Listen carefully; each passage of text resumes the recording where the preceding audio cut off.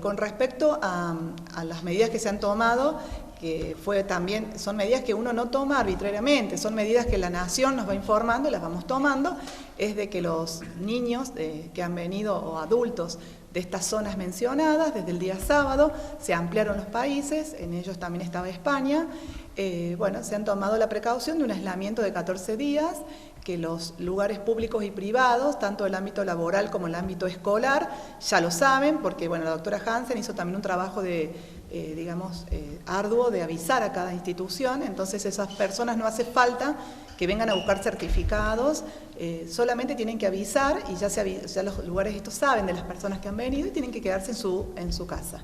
Si esas personas que están aisladas tienen algún síntoma, sobre todo fiebre, ellos tienen que avisar al hospital, acercarse ya después de haber avisado para que uno esté por el protocolo esperándolo para hacerle los laboratorios que son pertinentes, ¿no? A esta Doctora, ¿tienen ya un número de personas autoaisladas aquí en el Bolsón o en la región, o Romina? En realidad nosotros nos encargamos de seguir las recomendaciones, como dijo la doctora Casio, que impuso el Ministerio de Salud. Es alrededor, no me acuerdo exactamente la cantidad porque se han ido sumando y otros han ido saliendo del aislamiento porque obviamente habían pasado varios días de que habían llegado del exterior. Eran alrededor de 10 personas, algunos están ya terminando el aislamiento en esta semana y por supuesto que esto va a seguir corriendo para adelante para las personas que vengan en estos días de los países que están con circulación activa, que son Italia, España, Francia y Alemania, además de China, Japón, Irán y Corea del Sur.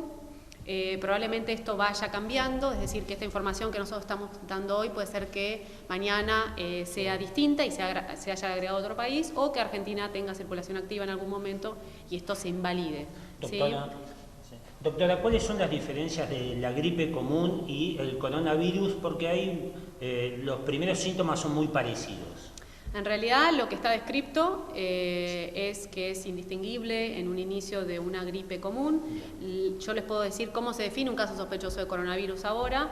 Es aquel paciente que consulte por fiebre más tos o dolor de garganta o dificultad respiratoria. Eso uno, con el antecedente epidemiológico de viaje a estos lugares que ya les referimos antes, eso inicia o abre el protocolo de sospechoso de coronavirus y eso dispone una muestra que debería ser enviada en nuestro caso al Instituto Malbrán para primero estudiar para gripe, primero se estudia para gripe y después, si se descarta el diagnóstico de influenza, se estudia para coronavirus.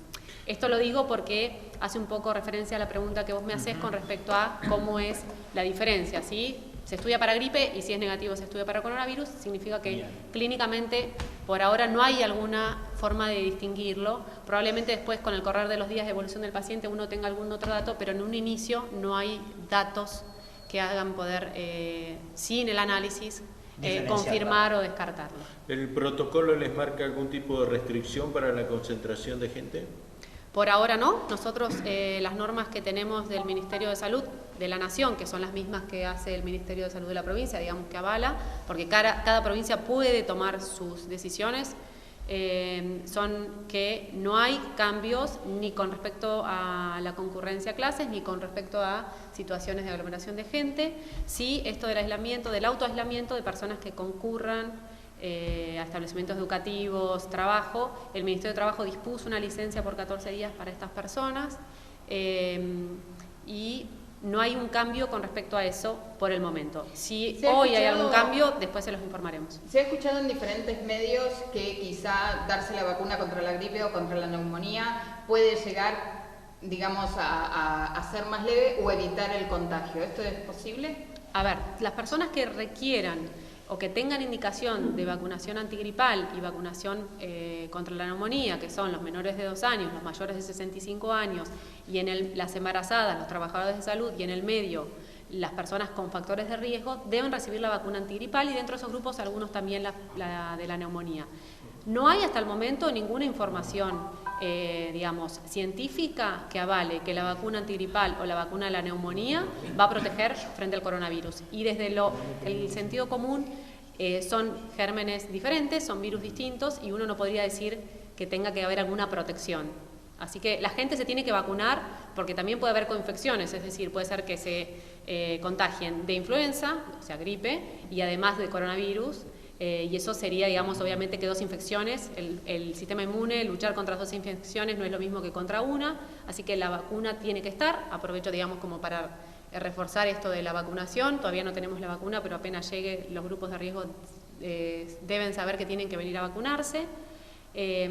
Pero por el momento no hay vacuna frente al virus del coronavirus y tampoco hay un antiviral específico que podamos dar frente a esta infección por el momento. Doctora, sabemos que tiene estadísticas a nivel global muy recientes sobre justamente cómo afecta a los diferentes rangos etarios. No es lo mismo cómo afecta a los menores, a los jóvenes, que a la salud de personas mayores. Sí, las estadísticas casi todas vienen de China, obviamente porque ellos tienen un caudal de pacientes muy importante. Y pudieron hacer muchos estudios con respecto al impacto de esta enfermedad. Lo que se vio en este tiempo de evolución de la enfermedad, es que los menores de 10 años, la afectación o digamos la letalidad en ese grupo es 0.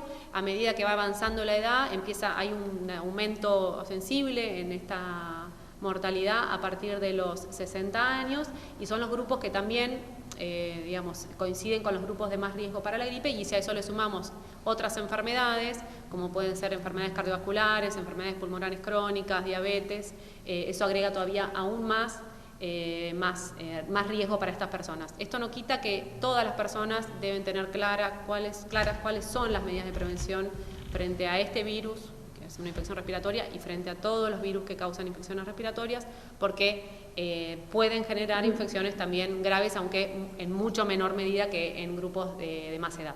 Doctora, para los casos de supuestos casos, ¿no? ¿Cuál es el protocolo específicamente? ¿Qué se hace y cuál es la rigurosidad con la que se cuenta para el cumplimiento del mismo?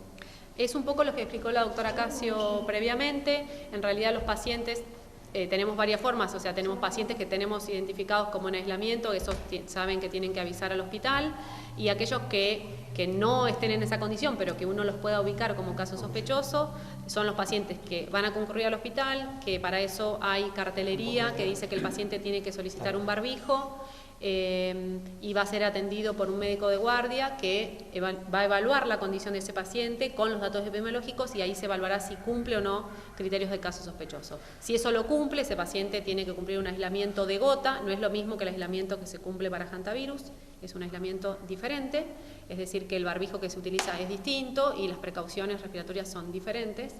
Y de contacto también es el aislamiento, y se evaluará de la toma de muestra y después para enviar al Instituto Malbrán, como dije previamente, y eventualmente ver en la condición clínica que se encuentra el paciente para ver si es necesario que continúe internado en este hospital, que se vaya a su domicilio o que requiera una derivación.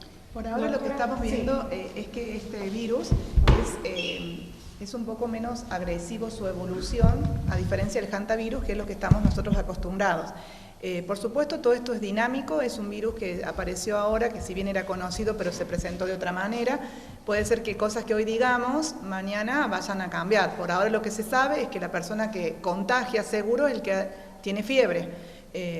Por eso el tema de que el aislamiento tiene que ser estricto, que esa persona no va al colegio pero tampoco sale, o no va al trabajo pero tampoco sale, y que no hace falta, que nos han preguntado bastante, si los convivientes tienen que aislarse. En realidad el conviviente tiene que tomar la precaución del aislamiento, o sea, el lavado de manos. Si esa persona empieza con síntomas, el que está aislado porque vino del país que nosotros nos referimos recién, y empieza con fiebre o con síntomas respiratorios, se avisa y viene, y nosotros tenemos un protocolo para ese paciente, de alguna manera tomarlo, aislarlo y sacarlo de lo que sería la exposición de los otros pacientes que están aguardando. Ahora, el tema de nosotros con Hanta, lo que se veía es que el paciente en general quedaba internado, y bueno, por las horas de evolución y como sabíamos cómo la enfermedad se comportaba, era seguro el traslado a un hospital de alta complejidad.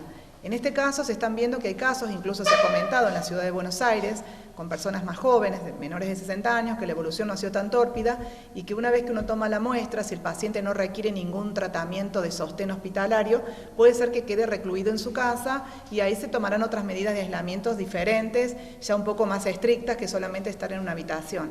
Eso lo digo porque a veces toda esta información que nosotros queremos trasladar a la población es que es necesario estar preocupado por el tema, tratar de tener datos científicos y datos oficiales, porque a veces las redes informan cosas que no son reales, por eso nos hemos tomado el tiempo de llamarlos a ustedes y sentarnos y contar lo que tenemos, y también ser sinceros y saber decir que como esto es nuevo, en realidad uno va tomando las pautas de acuerdo a países que han tenido más casos y que están trabajando y que bueno, nos van transmitiendo, y que la idea es no entrar en caos ni en pánico y saber qué medidas tan básicas como lavarse las manos o colocar el brazo de esta manera cuando uno va a toser o estornudar, saber que eso protege, y que también si uno estornuda, tose y hay gotitas de flujo en distintos lugares, eso hay que higienizarlo con medidas comunes que uno tiene en la casa.